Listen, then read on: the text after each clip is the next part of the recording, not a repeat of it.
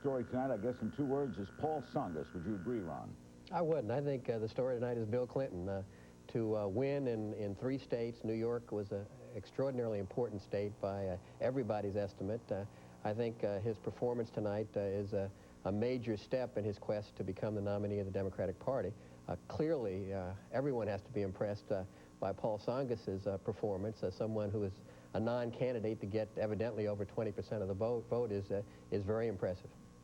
What do you think of their side, Rich? I think my colleague understates the dilemma that they're in right now. This was a huge victory for Paul Tsongas and a big setback for Bill Clinton.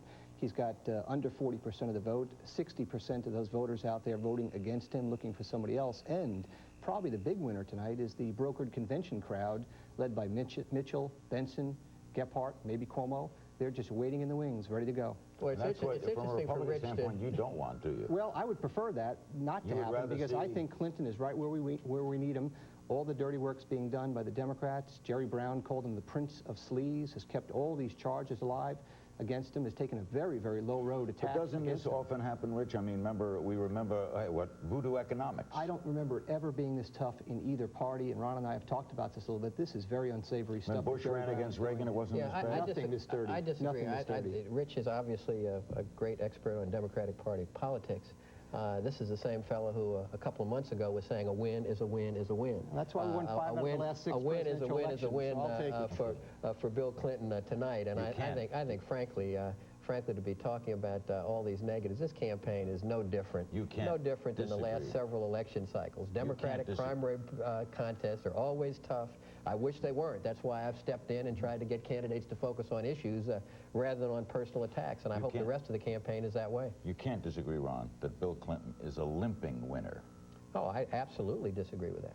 Disagree. To win in 3 states where they're primaries and to win substantially in all those states, I think. How come every analyst is saying he's a limping? Because analysts want a contest. They want a contest to continue.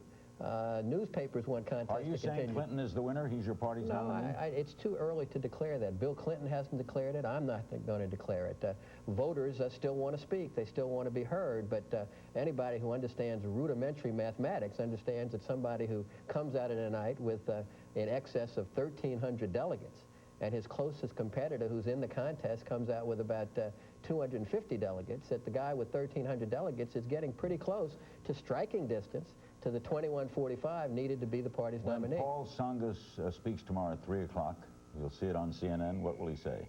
I don't know what he'll say. I'm not sure he's made up his mind yet. I talked to him earlier this evening. We talked about how well he had done today and what a contribution he had made to the contest thus far. He indicated to me that he hadn't made up his mind yet. He was going to analyze the results and think it through and then have something to say tomorrow. Is President Bush smiling tonight? Oh, he had a good night. We won all of them. We're very close to wrapping it up mathematically. Buchanan's not a factor anymore for us, and I'm not neutral. No, not at all. I'm not neutral in our contest because we've got an incumbent president. But I think I even hear an endorsement of Clinton here from Ron Brown. And if you know basic math, when 60% are against you and 40% are for you, that's a losing proposition. And that's what I think Ron's got on his hands. Okay. Wisconsin's not declared. We don't know where Wisconsin is. But from all the exit polls that we've seen, it certainly looks like it. Wait a minute, though. Rich said something I need to disagree with and challenge. You're not endorsing. I am not endorsing Bill Clinton. You are endorsing George Bush. What I'm saying is that we're realists, and we look at numbers, and we look at what's left in the primary season. About 60% of the delegates are already selected, and he surely is getting close to the point where I think most reasonable people would agree it would be very hard to dislodge his front-running status. All right, is he a limping front-runner? You don't think so? I don't think he's a limping. Well, look, why is he so happy? Look, all of the national polls, these polls that he's referring to show him running neck and neck. Here's who's limping. George Bush is limping because he's been a failed president. That's a given. No, George Bush is limping. It's a given. No, it absolutely is not. You don't think if Bush... Absolutely is not. Bush is back in control of the national agenda. He's got the Democrats by the tail on the tax spending, on the spending issue, on the tax issue. You've got a Democrat nominee who's limping. But Larry, if we come back, if they're both not limping or they're both limping, why is Perot even being talked about? Our guests are Rich Bond and Ron Brown. Your phone calls will be included. Up-to-the-minute results as well on CNN. This is Larry King Live. Don't go away.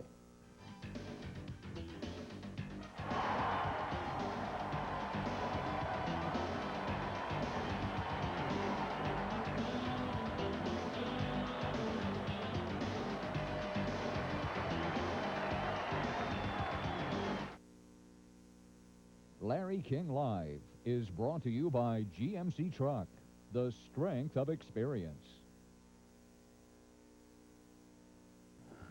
Welcome back to Larry King Live. We will be including your phone calls. It's our great pleasure to have the chairman of the both parties tonight, Ron Brown, chairman of the Democratic National Committee, and Rich Bond, chairman of the Republican National Committee.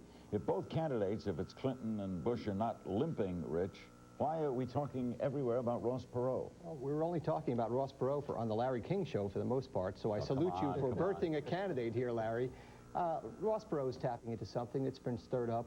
Buchanan in the Republican Party, Jerry Brown in the Democratic Party, the check-cashing scandal in the House and the general diminution of Congress's reputation in general, and Ross Perot is tapping into that. It's a very understandable urge on people's But he must be tapping into limps. Well, right? we have to see how it all develops. Will he actually do what he says he's going to do? How will he play in the public forum? He's never had that kind of exposure before. We'll have to see. What if Tsongas comes back in tomorrow forcefully?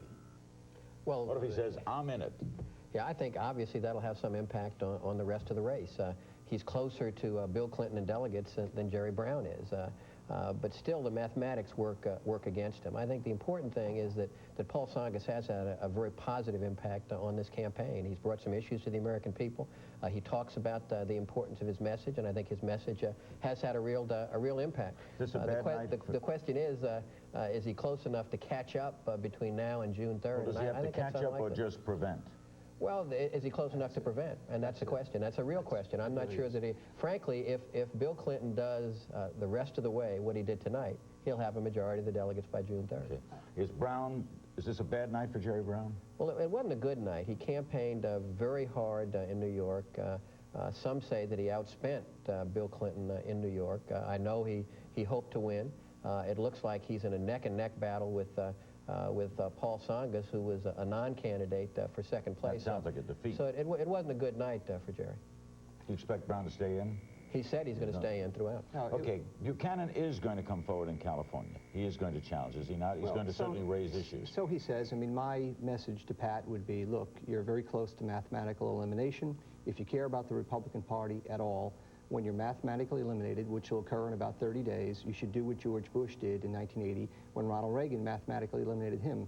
Gracefully stand down, endorse the winner, and work for the good of the party in the fall. And I think Pat will do that, by the way. You do think he will? I think he will ultimately endorse George Bush and campaign for him and help a lot of Republicans. But will he challenge him in California? Unknown.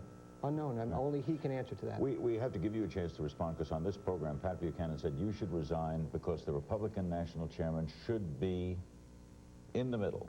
I don't have you endorse the president. Larry, you've known me for a while. I've been on your show before. I don't have a neutral bone in my body. I started working for George Bush in New York in 1974. I carried his bags. 18 years later, I'm the national chairman following in his footsteps.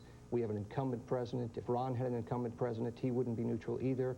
When you're out of power, you have to stay aside, which is what Ron's doing. From one chairman to another, is that correct? If you had an incumbent president, would you be non-neutral? Well, I think it depends on the circumstance of the race. I think that Rich is in a very different position than I am. You were Republican National Chairman. If I was Republican National Chairman, I'd be supporting the incumbent Republican president. Well, and also, remember the circumstances. George Bush essentially appointed me to this job with the concurrence of the National Committee. I was George Bush's man put in there, not Pat Buchanan. We would all agree, would we not? This is a strange year. Wacky the president year. said it's a wacky year. Okay. What do you make of it all, Rich? Where's it going? Is it predictable? I know that we're supposed to try to be objective, but we're supposed to be partisan and make our case at the same time. I think George Bush is reelected. I think that we have a huge turnover in Congress. The biggest changeover in Congress we had was 118 new faces in 1948. I think we're in position to better that this year because of all that's going on.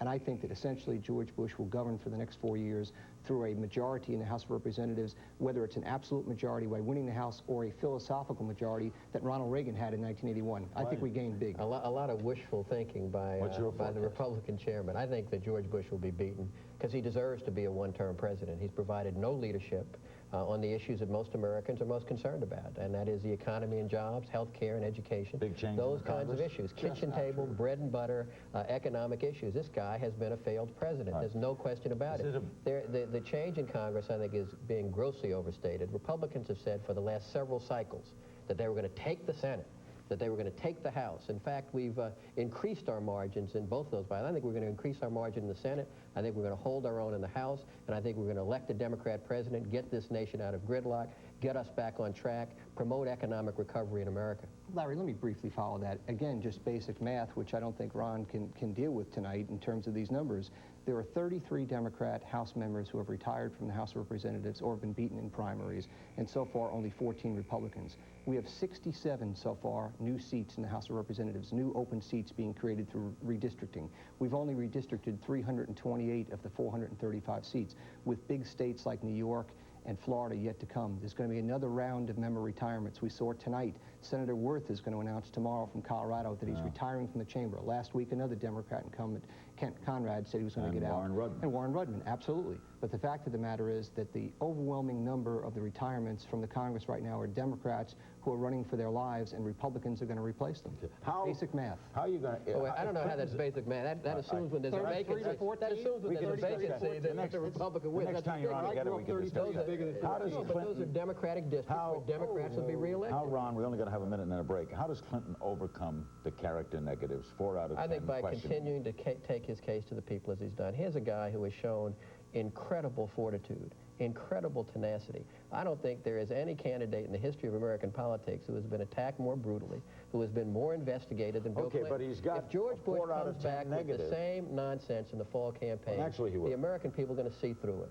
They're going to see a weakened president who is afraid to talk about the issues, who's afraid to take his case to the people, and is going to go negative, as George Bush is known to do. Okay, now I think the American people if the are going to reject that today's kind of campaign. negatives, say 4 out of 10 regard Clinton's character with some question, you're going to have to overcome that. You start George with a strike Bush or has two. a lot to overcome, But not too, character. Larry King.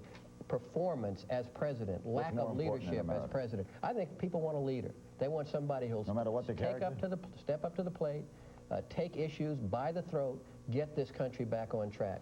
George Bush has failed. Let's ask the viewers and the American people, do you think Bill Clinton is a leader? The day after the Gulf War vote of force was taken in Congress, Bill Clinton said, well, I guess I would have agreed with the majority if it was a close vote, but I agreed with the sentiments of the minority. George Bush said, read my lips, no new taxes, and he lied to the American people. He's done it again and again. Well, you know what? Changed his mind if he had the tax vote. You know what the mistake he made on that was?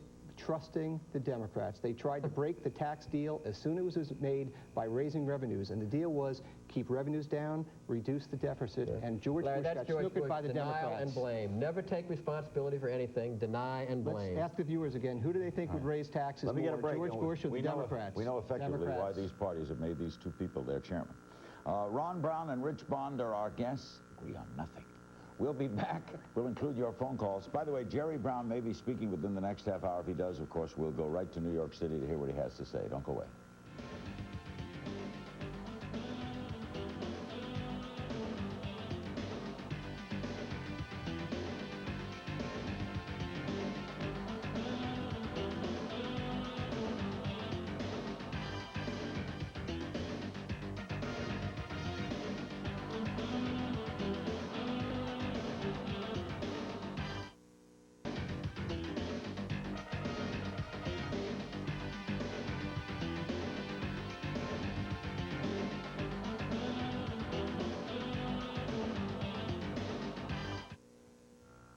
Only in America do Jesse Jackson and John Sununu discuss issues on a primary night when they're in the news the same day.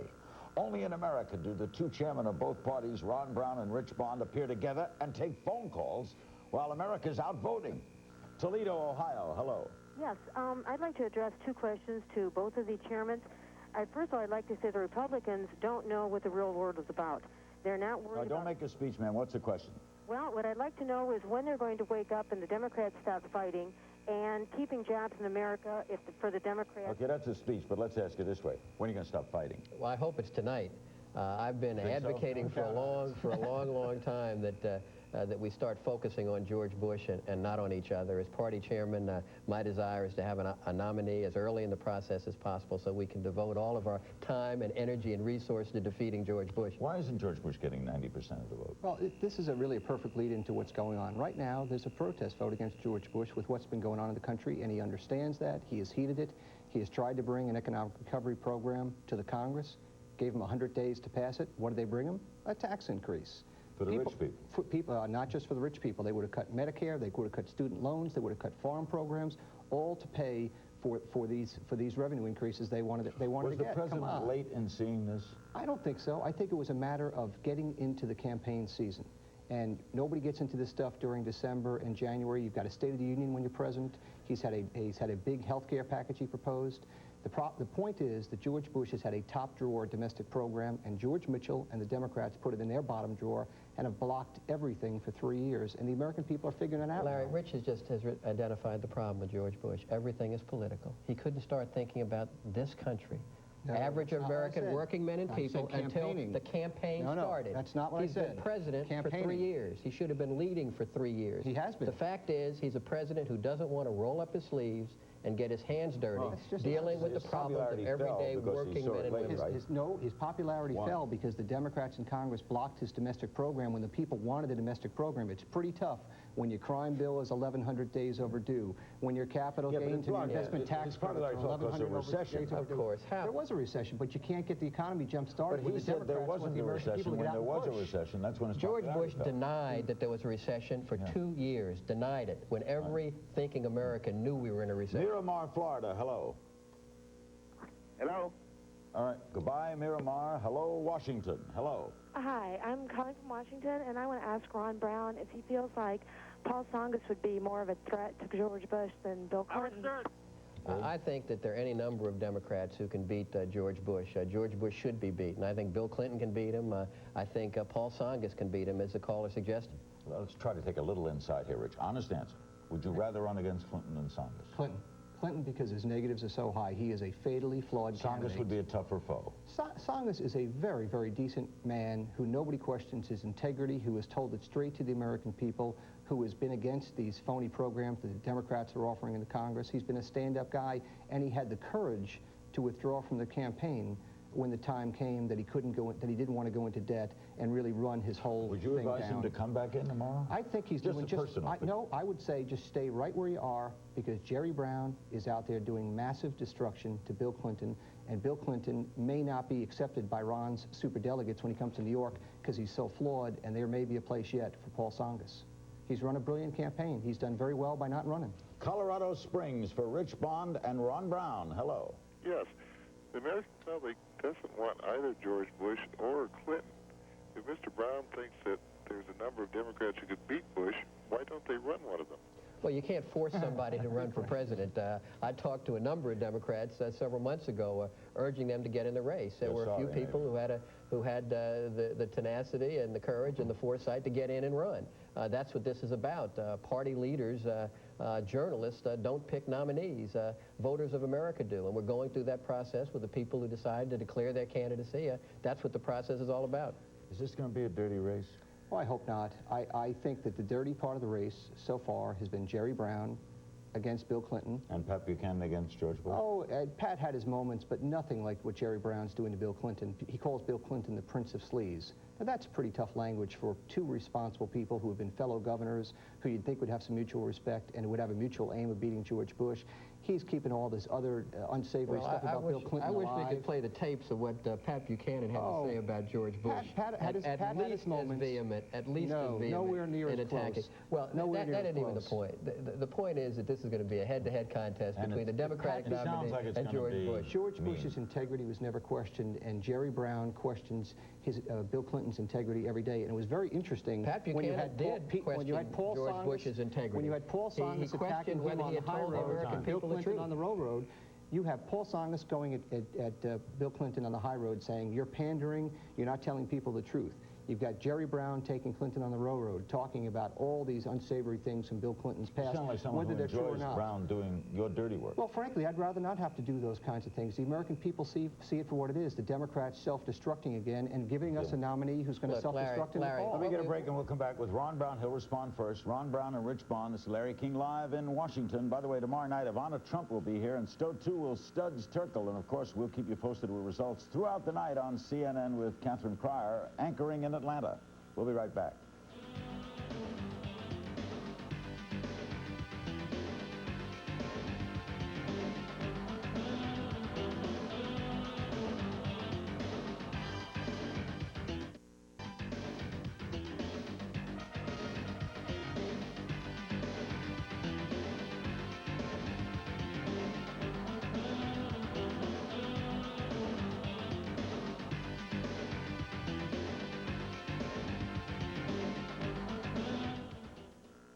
Welcome back to Larry King Live in Washington with the two-party chairman, Ron Brown, the Democratic chairman, and Rich Bond, the Republican chairman. The caller is from Memphis. Hello. Yes, first of all, I'd like to ask Ron Brown if there's a broker convention, who he'd be interested in. And second of all, I'd like to know, when are they going to bring out the Republican sleaze factor of Bush's son being on the board of that billion-dollar bank failure? Okay. Are you for anybody, if there's a broker? Well, first of all, I have said from the beginning, I doubt that there's going to be a brokered or an open convention. I think it's very unlikely. I think we'll decide this before the primary season is over. If there is, the chairman can take a stand? Certainly the chairman can. I intend to play a major role you will support in that a candidate? process. I intend to try to put together a winning ticket for the Democratic Party. I don't expect that to happen. It hasn't happened in recent political history. I don't think it's going to happen this year. Is the savings loan and George Bush's son going to be I think all those issues will likely come up in the heat of a general election campaign. I think Rich has already sat here tonight and tried to raise a lot of issues about the front-running Democratic candidate. I'm sure that issues about George Bush will come up in the campaign. Let the record show I have not done that. Let the record show that what I've done is to point to Jerry Brown's doing that. I have not said anything about Bill Clinton. In doing it. Oh, that's okay. That's okay to do that, but let the record show that I'm not getting involved. The Democrats can handle this themselves. Do you expect the savings loan issue to come forward? Oh, I don't think it will. I think that issue, I think that is dead and gone now. I think people want to move on to positive things about how this country is going to be led. Before we take the next call for both of you, what in this primary field so far, right to this minute with what we know tonight, has surprised you the most? I think probably Paul Tsongas' showing tonight as a non-candidate was very surprising. Well, we began, when I said this was a big night for Tsongas, you said no. But you said who was the big winner tonight. I said the big winner was Bill Clinton, the guy who won. So if you were to pick a surprise in this campaign so far, it's Paul Tsongas. I would say tonight, if you were to pick a what about surprise overall? Tonight. Overall, I'd say the fact that that it's been such a roller coaster throughout. You know, at the beginning of the contest, absolutely, up and down. Rich? I think it's been the phenomenal rise of Jerry Brown and the way he's conducted himself, which is much worse than anybody thought that any Democrat could do to any Democrat. Really? Yeah, I mean, it's been nasty. So he's the surprise that is raised? To me, yes, because I don't think Ron or I would have thought, going back to 6 candidates in the race, that Jerry Brown would really be the last one standing in the race. I think we all would have picked somebody else at that point. No, but I think that I criticized him only for personal attacks. I think Jerry Brown has tapped a chord, and there is a lot of resentment and frustration and anger out there, and he has really captured it. And frankly, those are voters that have voted for Jerry Brown are voters that we're going to need in November. We've got to reach out to them. We've got to talk to them about that feeling of frustration, and we've got to have them support a Democratic nominee for president. Back when their leader is saying that Bill Clinton is the Prince of Sleaze. That so far, I think, is the worst characterization that I've said. The eighth time that Rich I'm Bond just has repeating repeated Jerry that, Brown's and words. now he's saying all he's repeating. Enough is enough, Rich. Let's talk about issues. The reason we want to talk about issues. The reason we want to talk about issues, Larry, is because we want a campaign in the fall on the issues, because George Bush loses on the issues. Tucson, Arizona. The Republicans obviously want a different kind of campaign. Not true. Tucson, go ahead. Okay, I'd like to know if this is addressed to both chairmen, if you feel that Hillary Clinton's participation is a positive and necessary evolution of the position of First Lady. Rich. I think Hillary Clinton is about one wisecrack away from being a net negative for Bill Clinton. With respect, I say that, but I think she's really kind of over the line a little bit too aggressive. What do you think of the implication to Gail Sheehy in the Vanity Fair article? I think it was ugly and uncalled for. That George Bush had a girlfriend. Ugly and uncalled for. Totally unsubstantiated, and Mrs. Clinton was person enough to apologize. And Bill Clinton, I think, also apologized. I didn't see that, but if he did, then I congratulate him for that, too. Okay, role of a First Lady. I think it is evolving. It is changing. The role of women in America and in the world is changing, as it should. I think if Bill Clinton became the nominee, I think Hillary Clinton would be an outstanding First Lady who would be in tune with that evolution of the role of women. Many women are still at home caring for their families. Many are out in the workforce. There are a lot of pressures on women in this evolving and changing world, and Hillary Clinton is an outstanding representative of those changes. I agree with Ron on some of that, but what I'm saying, honestly, and I think that we've seen it some, is that some of the things she said about, well, what do you want me to go home and bake cookies and make tea, that would insult some of the women who have stayed at home, who haven't been able to participate in the workplace for whatever reason. And I think that those are the kind of things that put her out of step with women and are heading her towards a pretty negative standing with the American people. So I just think, she's just got to watch it. I disagree with that. She's an outspoken person. She's a trained lawyer, Yale Law School graduate, out in the workforce. she has said some things that afterwards she has said, wait a minute, on reflection, I probably shouldn't have said that. But Eleanor Roosevelt was an outspoken woman almost 50 years ago, who was a tremendous asset to America and to Franklin Roosevelt. And I think although we talk about evolution, if Hillary Clinton turns out to be the First Lady, and Bill Clinton obviously would have to be the nominee before that, I think she's going to be a real asset. Hillary Clinton is no Eleanor Roosevelt, okay? From the other side, are you amazed, Rich, at how much flack Clinton has taken? In fact, Vice President Quayle, somewhat jocularly but seriously, referred to that today with some compassion. It has been a very tough road to hoe for Bill Clinton, and I think the character issue is one that is now permanently with him as a person.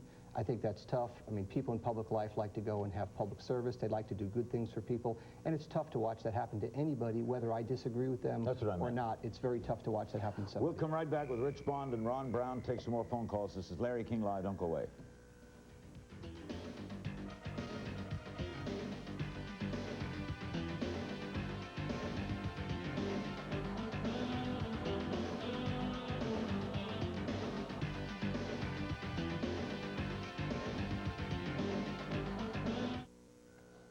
With Ron Brown and Rich Bond, back to the phone calls. Washington, D.C. Hello. Hello. I'm a lifelong Democrat, but like many of my friends, cannot support Bill Clinton and won't support him in November, even if it means we don't have to vote. We can't vote. I would ask Ron Brown, rather than stand on the sidelines objectively and giving this unrealistic public relations stuff he's spouting out here tonight, why doesn't he show some leadership and use his influence with the superdelegates to try to get a candidate like Paul Tsongas, or if he has someone else in mind? Well, let me just say to the caller, we have primaries. Voters have spoken. Voters have chosen Bill Clinton so far over Paul Tsongas. That's why Bill Clinton has the most delegates. Superdelegates do have a role to play. They might well play it before the convention. To you practically as if in the back room you have a weak candidate. As a chairman, can you come forward and say, public, you're wrong? Absolutely. That would be within my power to do. We ought to let the voters speak. They're in the process of speaking. Their voice so far has been a voice that favors Bill Clinton. You want Clinton Ron Brown for president. I think he'd make a great candidate in a brokered convention. You want Clinton to be the president. I think Clinton is going to be beatable because of the character issues that have been raised against him. Is Ron correct in staying as he is and handling this? I think, seriously? At this point in time, he absolutely is. I think he's going to have to take a hard look at this after California. If Jerry Brown wins California against Bill Clinton, and Bill Clinton can't carry the nation's largest state with 54 electoral votes, they're in a world of hurt, and Ron may have to use his good offices to influence things. Eagle Pass, Texas. Hello. Yes, this goes out to the Republican chairman. Why is the Republican Party so naive that they can't accept the fact that the president has had problems in his tenure as president and in his campaign? Oh, I completely accept your premise in the sense that there have been problems in the campaign and there have been problems in governance. But the fact of the matter is lots of good things have happened, and we don't want them swept under the rug.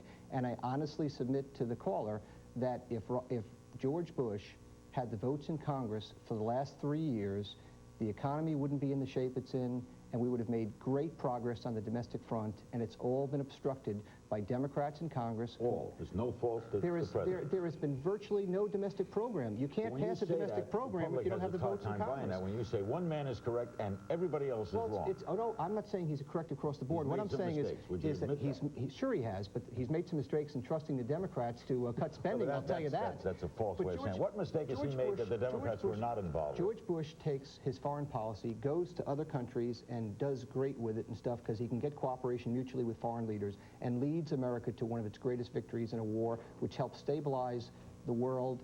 He helps the Berlin Wall come down, magnificent achievements. He comes back to the United States Congress and says, here's a crime bill, here's tax cuts, here are spending cuts, here's an education plan, here's an energy plan, here's a health care plan. And the Democrats say, thank you very much, Mr. President, and they throw it away. That's what's been happening to George Bush for 3 years now. What was the health care plan? The health care plan is a proposal. What was the economic recovery plan? What was the happy to answer. You want to go one by one? Absolutely, one by one. Let's go one by one.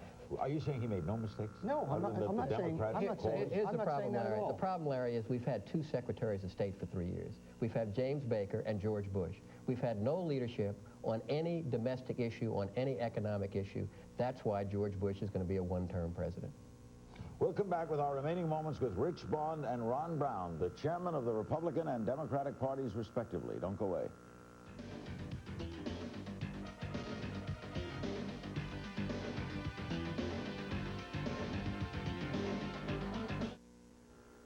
Jerry Brown is expected to speak shortly in New York, and as soon as he does, of course, we'll take you there. We're in our remaining moments with Rich Bond and Ron Brown, Republican and Democratic chairman, respectively. Monroe City, Missouri. Hello. I'd like to ask Ron Brown how he can defend Congress with their apparent inaction. With what? Their how do you defend Congress's inaction? Well, listen, there's a lot to be criticized in the Congress. Congressional leaders have acknowledged that there's a lot to be criticized. But the fact is, we've had a president of the United States who has been a president by veto. 27 vetoes. That's how he has tried to display leadership. Democrats, unfortunately, have not been able to override those vetoes because you need 2/3 to do it. And there is gridlock in Washington. The only way we're going to end that gridlock is to put a Democrat in the White House. So thank you both very much. We're going to go to New York City now. And there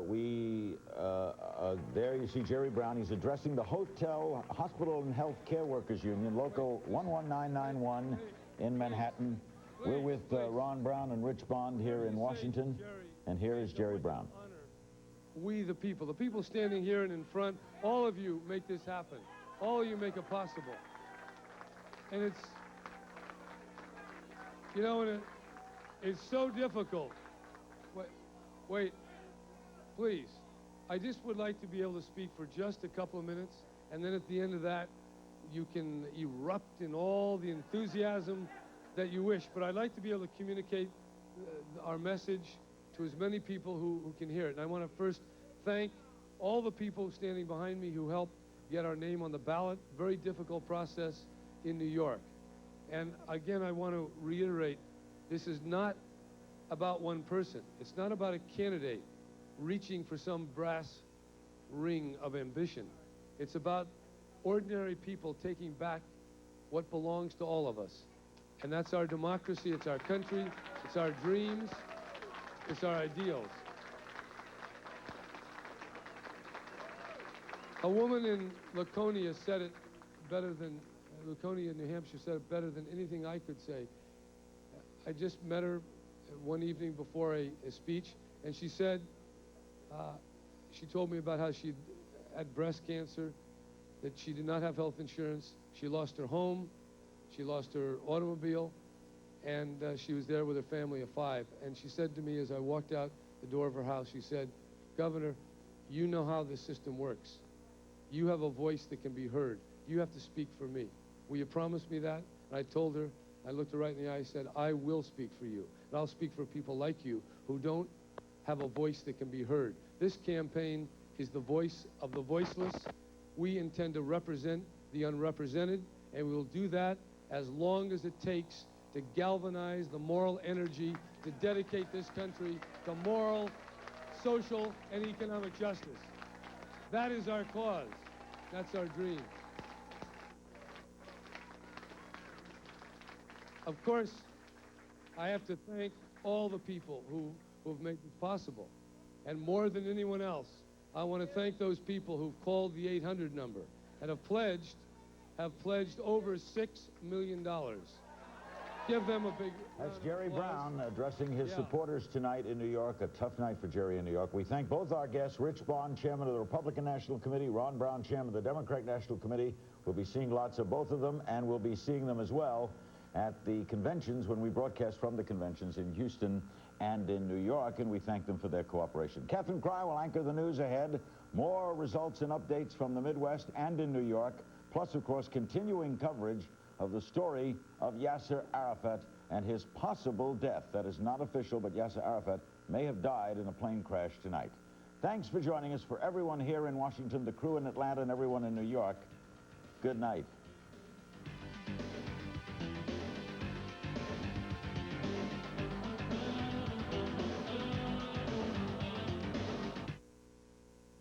Coming up, World News, followed by Sports Tonight, after a word from your local cable system, here on CNN.